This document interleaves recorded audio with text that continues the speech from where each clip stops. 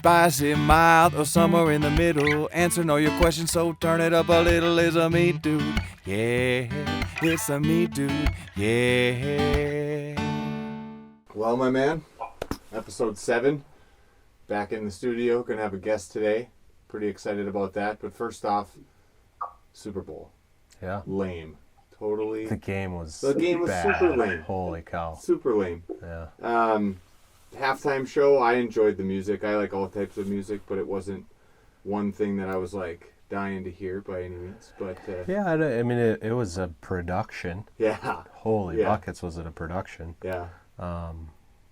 So that was like kept me on watching it. Yeah, you know, absolutely. Because the production was just incredible. But yeah. Yeah, didn't know any of the music. Never heard any of the songs. Yeah. But, well, I've played some Bad Bunny at some weddings before, but it's like stuff I literally can't understand at that point. But it's got a good beat. I enjoy a good beat. Yeah. Not political over the whole deal or nothing. But I thought it was good. But the commercials, did anyone stand out? Any certain commercial? I gotta be honest, nothing. Nothing too much? Nothing crazy. I think there was a Lay's commercial that was like agriculture related, like passing on business the to the next generation, deal. which that always floats pretty well for today. We're going to be talking to a multi-generational butcher here in a second, but you know, that type of stuff always hits home and always is fresh in your mind. But other than that, was there any funny ones? I don't even know. I'm trying to think of the Lay's one. If I looked at my wife and said, "I'm not crying, you're crying," because you kind of were like, even Ella was like kind of tearing up a little bit. You know, I thought it was pretty good. Yeah. But the one that caught me, since I just recently turned 40, was the prostate tight ends one, where they can check you without a finger now, and everyone was releasing their tight ends. So it was like Tony Gonzalez, Rob Gronkowski, all the famous tight ends or whatever. That was pretty. I was laughing, and I thought it was. You're not maybe quite there yet. No, not there yet. You got me by quite a few years. Yeah, well, it's coming, just so you know. It's coming. No doubt about that. But needless to say, you were making some pretty good wings, it looked like, on the Big Green Egg. They turned out decent. I think last year I did the same thing when you were at the Word household for the Super Bowl. Just basic, you know, just flats and little drummies and get a nice heavy smoke on them, just a plain dry rub, and turned out good. Yeah. Got a little. My dry rub got a little spicy for the guests that were there. Okay. Used a little bit too much of cayenne. Yeah. But they were good. They were really good. Didn't need sauce. Didn't need nothing. You just dry rub and eat them. You tried something last year. It was like something you never tried. Did you use that again, or did you do something? Yeah. So I did it. I did do it the same way again this year. So I smoked them on the Big Green Egg. So indirect heat, really heavy smoke. And then I finish them in the air fryer, essentially to try to crisp the skin up a little bit, because I don't put any flour or anything on them to try to get a crispy crust. It's just literally a chicken wing with a dry rub, smoked on the Big Green Egg, and then I finish it in the air fryer to kind of crust up that skin. And did that the same way this year. The air fryer in my house still smells like smoke. And my wife reminds me of it every time we use the air fryer now. But they turned out good, really good. That's always good. Just because you're a professional at one thing does not mean you're a professional at all things, right? Yeah. That's Well, you got to try that air fryer. You can do so many different things with it, and it's a lot of fun. It's a good tool to use in your cooking arsenal. So. Yeah, absolutely. Well, no more time to waste. We will get to Alex Meyers. We'll throw him up on the screen here. Alex is part of Meyers Meats out of Garrison and Parshall.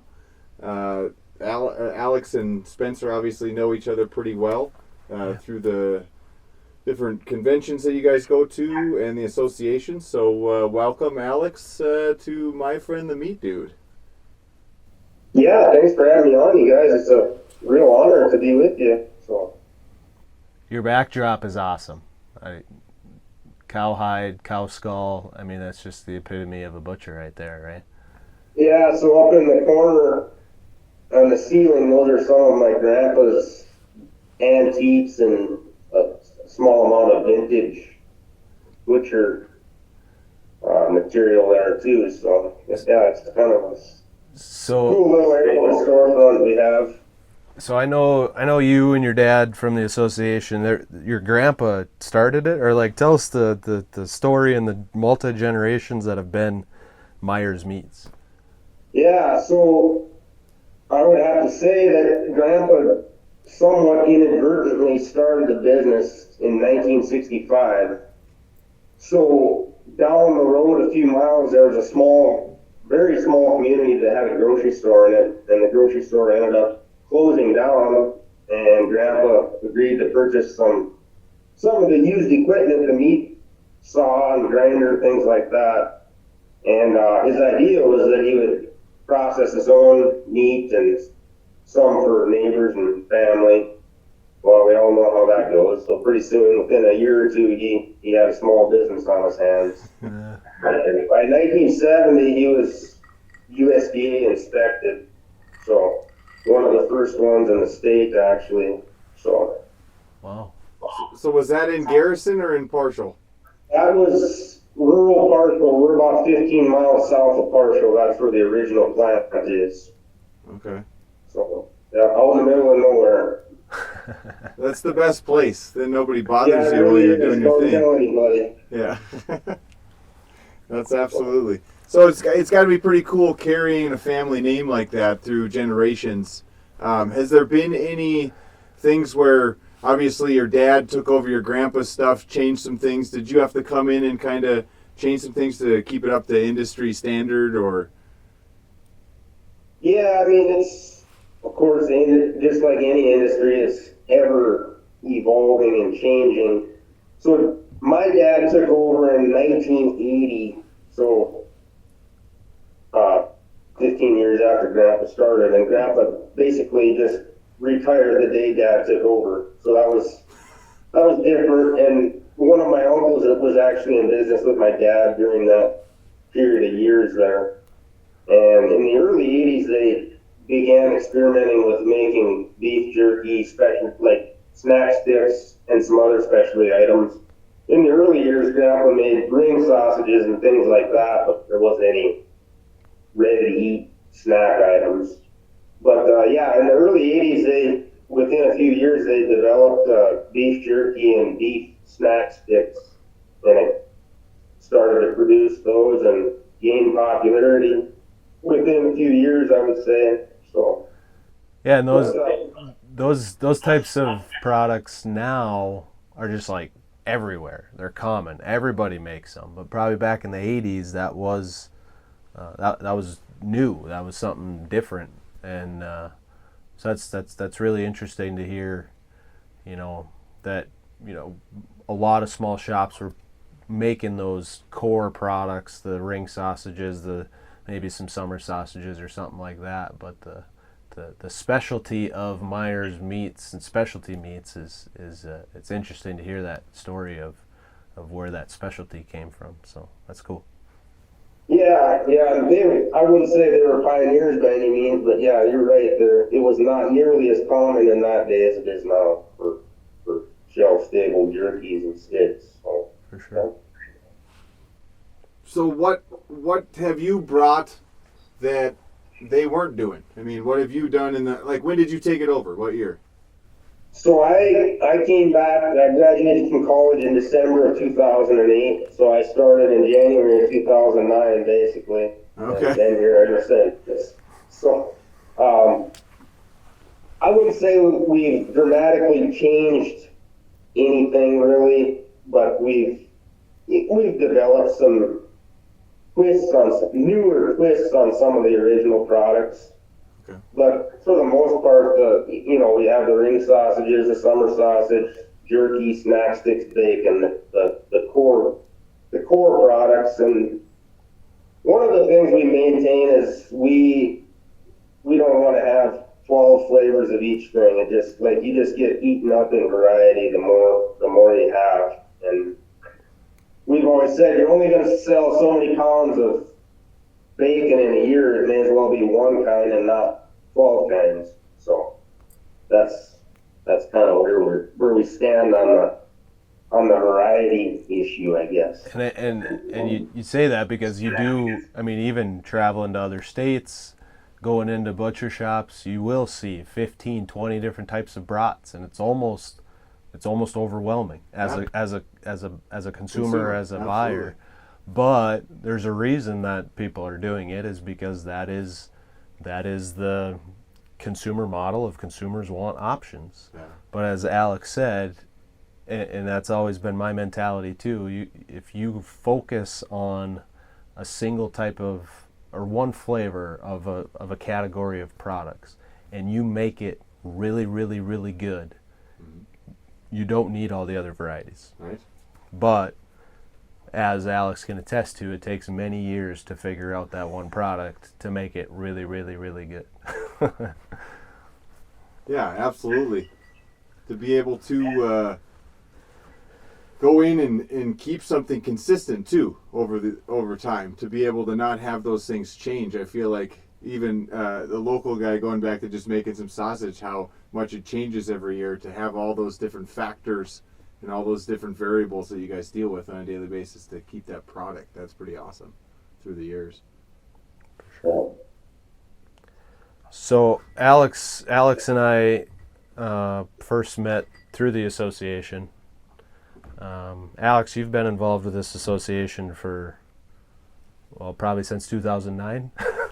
Yeah. Well, of course, I have memories of when I was a child going to the conventions back then, even. So yeah.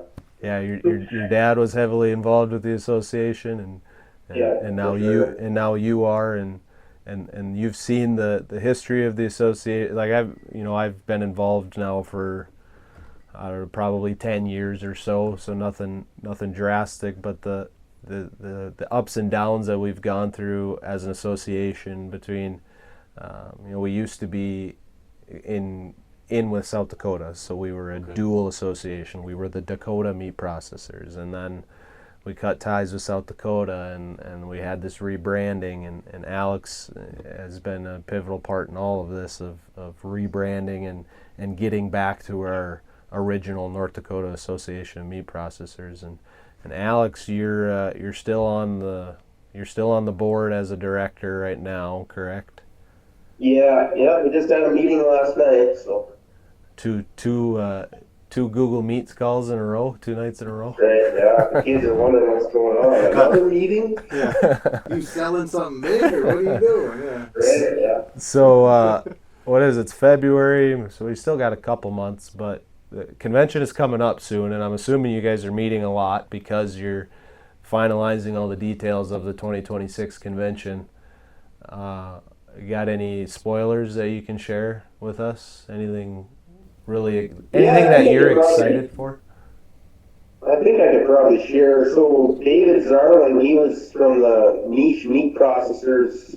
He visited the convention last year. He's returning this year.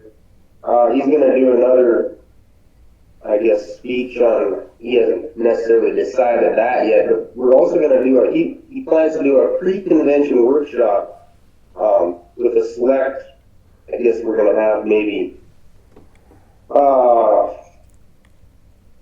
or so individuals that can pay extra to go in and do a project with him ahead of the convention, and he will impart some knowledge on, I think it's going to be value added with cutting up a pig, I guess I don't know all the details, but he's going to have some halves of pig, and they're going to do a hands-on cutting, and he's going to show some tricks, I guess. So. Sweet. David was at convention last year, and he was a big hit. He's a wealth of knowledge, somebody who has kind of got in with this group that travels the nation and helps butcher shops figure out their business plan, their business model, and put everything on paper into action. So he's a great resource. So excited to hear that he's coming back. It's in Fargo this year. Gonna have the brand new NDSU Meats Lab to utilize. That's gonna be pretty epic. That's gonna be pretty awesome. Yeah, it's 3 years old facility. Yeah. It's the Peltier complex. It's a work of art. It's beautiful. Awesome. So it's gonna be it's going to be great to have the convention there and get more hands-on, like Alex was just mentioning. So Yeah, that's that cool. sounds pretty cool. So for you guys, when you go there, is there like credits education-wise, or is it just like education? You try to find different people. Like there's not stuff that you have to like renew to run your business in terms of hours or anything like that. It's just knowledge and extra stuff from different parts of your industry, correct? Yeah, we don't have South Dakota has a continuing education program, and they attend convention each year to, I'm not exactly sure how that works, but North Dakota doesn't have that program, I guess. So yeah, basically it's just for our own interest in networking and learn new tricks of the trade and meet with suppliers and vendors and just. Well, now that you've been on this podcast, obviously you're going to have to sign autographs and deal with that fanfare and all the ladies chasing you. I mean, it'll get pretty serious around there, I think. Yeah, well, we're used to that, I guess. Yeah, Right? yeah, we are butchers. We're used to that. That's awesome. So you guys were talking before we jumped on about. Oh yeah. Yeah. Oh yeah. I was supposed to remind you, right? You wrote it down. So I I texted Alex last week when I asked you if you'd be on the podcast, and I had just gotten. So we've talked about Cure a lot. Yes. In the last 6 episodes, it's come up multiple times. Yes. I think the last episode it even came up. Mm-hmm. So, Cure, modern Cure is what we use in house at 6-in-1. Has multiple ingredients. It's sodium nitrite, that's the curing agent. It's got some anti-caking agents, and then it has red dye 3 in it.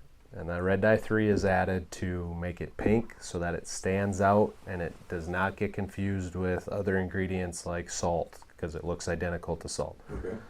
Side note, salt is also in modern Cure, a lot of salt. Mm-hmm. So I was texting Alex about coming on to our podcast, and I said, man, I just ordered some modern Cure, and it came in the shop, and it's orange. It's not pink anymore. Alex, you've been in this industry longer than I have. Modern Cure has always been pink, right? That's right. Forever. But now, red dye 3 has been all over the news. Yep. Absolutely. They are trying to completely remove it from the American diet.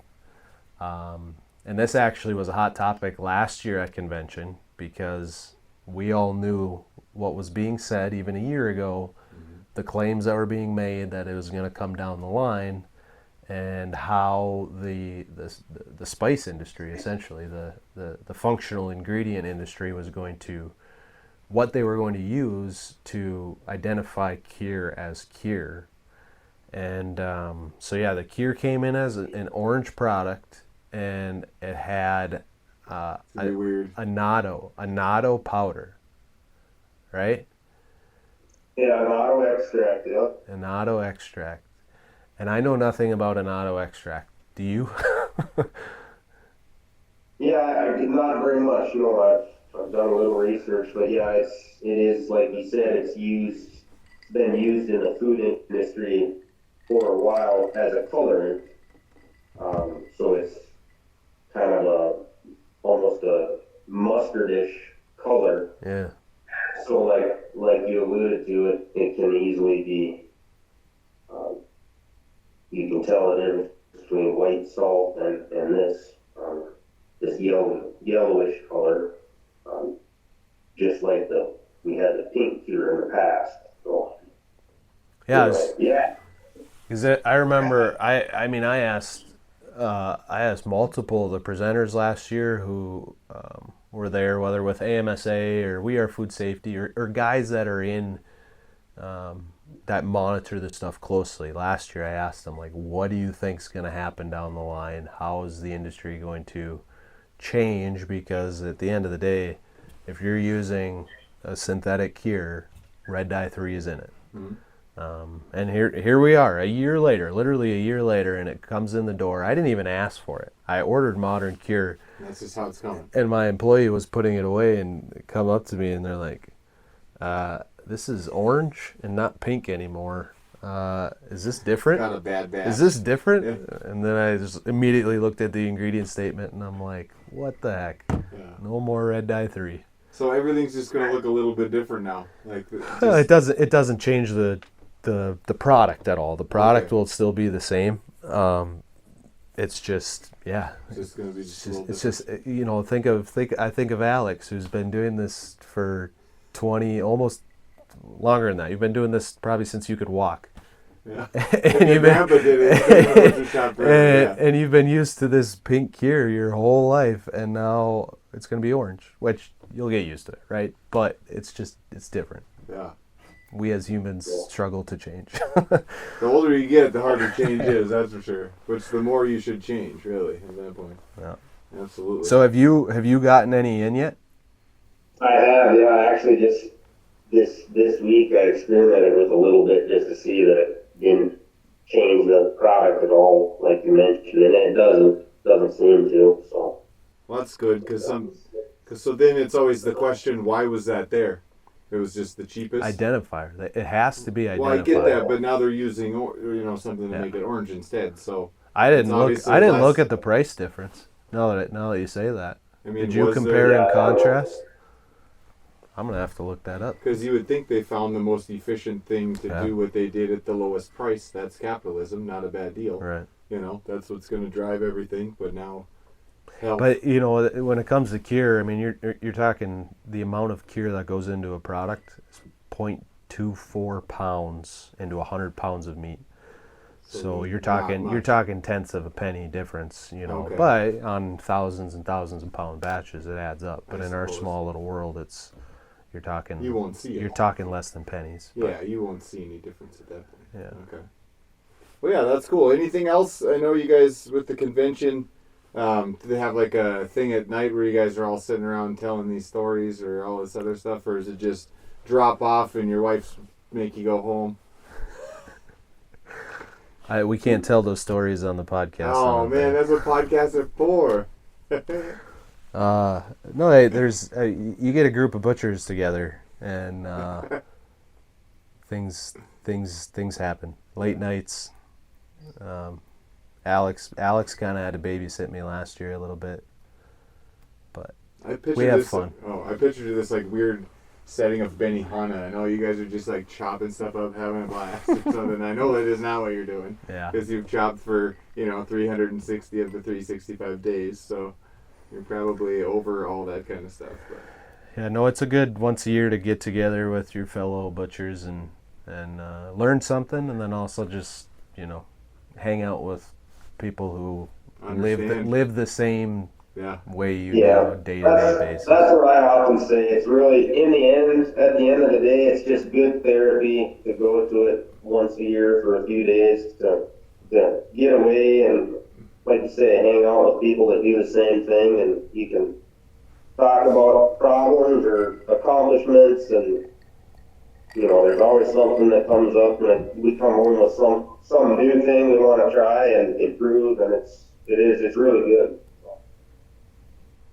Cool. Were you guys ready for a question? Spicy, mild, or somewhere in the middle. Answering all your questions, so turn it up a little. Is a meat dude. Yeah, it's a meat dude. Yeah. Talk about co-packing. Yeah. So, Alex, does Meyers Meats do much co-packing, or are you guys solely Meyers Meats? Yeah, we're solely Meyers Meats. There was a time quite a while back when we did do some, but it's never been very much. Yeah. So co-packing is kind of a method for people who have a brand. They want to sell a product, but they don't have the infrastructure, the means to create that product, so they hire an establishment to co-pack for them. So like we do a lot of co-packing at 6 and 1, so they contact us, say we want this much product ordered of a ring sausage that's marketed with our brand, our logo, and then they take it and put it wherever they want. Sometimes grocery stores, C-stores in their local area. Large companies also do co-packing. So like I'll use Cloverdale for instance. If Cloverdale has I'll call it a niche product that their production lines are too big and too large to produce the niche, the smaller amounts, they'll find small to medium plants that will co-pack for them, put the Cloverdale bug on it, and ship it wherever, and vice versa. Cloverdale does a lot of co-packing with some in-house in Mandan, North Dakota, with somebody else's logo on it. So they're making a product up to the specs and standards of a different brand and a different company. In a whole different plant.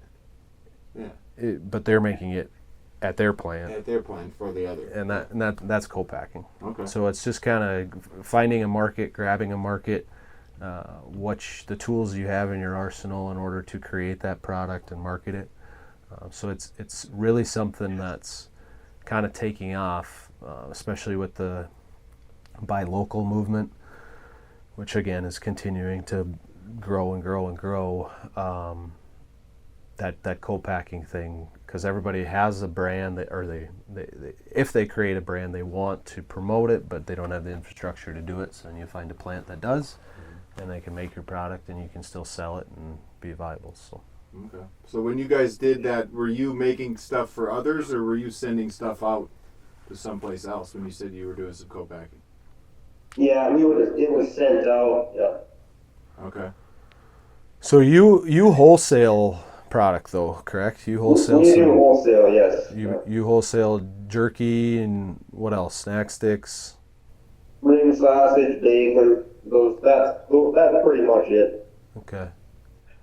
So yeah, there's, people would be surprised to know, and really the only way to know is by looking at the bug and referencing the code that's on the USDA bug that's on the packaging to know where it was actually made. There's got to be an address on somewhere on there, but it's usually really, really small and whatever. But 6-in-1 was essentially the business model is I like to say a co-packing business. That is the business model. We don't need to promote the brand of 6-in-1 Meats per se. We're here to help other people promote their brand. We're a machine that just puts out product. Good quality product is the goal, like always, but that's kind of the business model there. So it's kind of opposite ends of the spectrum. You have Meyers Meats where generational the brand has been there for a long time, and people travel all over the place to buy that product, where we're co-packing and we're trying to grab multiple markets and just getting it in front of people's faces. So it's kind of interesting. So when you sent or your wife sent the logo, or somebody sent me the logo, Meyers Meats, that looks kind of retro and awesome. Is that the original one, or did you guys kind of revise that? The marketing me is just asking. I wouldn't necessarily be original, but that specific one probably was developed in the mid-'80s, I would guess. Okay, because I looked at it and I thought, wow, like they revitalized like the old school, like it just looks old and it's awesome. And I'll throw it up, I'll have it up during the show here. There it is. Yeah, there we go. Yeah, I just like it. It's the 80s. That makes a lot of sense. Yeah. With that shadow kind of, that was pretty cool. That was nice. I haven't yet to eaten any Meyers Meats, but I will definitely anytime around. I just did a basketball tournament in Garrison with the daughter. I should have stopped. Oh, really? Yeah, absolutely. So, I've said that I met Alex through the convention, and what I remember all those years before, like I was on the board or I was just an attendee, is the product show. Meaning, the competition that we have against each other. Meyers Meats was always getting called. Yeah. And they and it shows a business that's been around for that long. Darn well they make some pretty awesome products. So do you got like some secret recipe that Grandpa had that you got like locked away somewhere, or is it just like instilled genetically through the Meyers bloodstream? Yeah, no, there's a recipe, but it's probably the only one that's original is the country sausage recipe. That's probably the one that and it wasn't even his recipe. That probably goes back from his predecessors too, so that one's been around a while. Right, whoever claimed it, their recipe. Right? to be like we mentioned earlier, to replicate it and be consistent with it all the time. That's when you're in business for this many years. That's what's important. Because like people throw something on the counter, they expect it to be the same as it was last time, and if it's not, they know. But if it is, then they keep coming back. So. No doubt. Yeah, absolutely. Well, now the recipes are going to change because they're going to have an auto powder in it instead of red dye 3. That's right. So. Yeah, right. You're going and changing everything, Alex. Messing with it. But yeah, so we wanted to. We'll wrap up here. I want to start asking all the guests what you would do when you're cooking. Would you prefer gas, charcoal, smoker, or easy bake oven, pellet smoker? Yeah. What's your preference? And if you got a fun story. I'd have to probably go with the pellet smoker. Yeah. Easy. I feel it's the most universal. I know Spencer doesn't agree with me. He's just shaking his head. I love it. That's the easy bake oven option. In recent years, I've also had a flat top griddle, and I use that quite a bit too. So yeah. Yeah, those Those Blackstones are have been awesome. pretty sweet since those came around. We're going to have to add that to the question I now. suppose There's going to be like 6 different It's gonna- options. We yeah. started with 2, now we're at 6, but The best part about this is we've been teaching our daughter how to cook stuff, and she made hamburgers on the easy bake oven tonight because it's that easy. You click a button, you turn it on. She was like, "Well, yeah, this is like Dad. Like when you make supper, it's not that big a deal." And I'm like, "You need to pipe down, man. Like I've been working my tail off out here while managing these burgers, you know." Like, that's funny. Well, that's why I call it the easy bake oven. I get it. But you know what? Sometimes simplicity is what you're always looking for. So, No. but we appreciate your time, Alex, and you thanks, hanging Alex. out with the meat dude and I. And we'll check you out on Facebook. I know you guys got a Facebook page there. You had a couple thousand followers, so we'll be tagging you in that. And go check out Meyers Meats in Garrison and Parshall. And appreciate your time, Alex. Yeah, thanks a lot, guys. Keep up the good work. Yeah, we'll try. We're just drinking in the basement, so. That's right. All right. Good night. All right, Thanks, have a good Alex. one, man. Appreciate it. That sure smells good. Firing it up in the backyard, cracking one. It's time to chill. From the ranch to the steak, take it from the farm and put it on your plate. It's the meat dude, yeah. It's the meat dude, yeah. All the degrees from university, bringing science in on how hard it's supposed to be. It's the meat dude, yeah. It's the meat dude, yeah. Spicy, mild, or somewhere in the middle. Answering all your questions, so turn it up a little. Is a meat dude, yeah. It's the meat dude, yeah.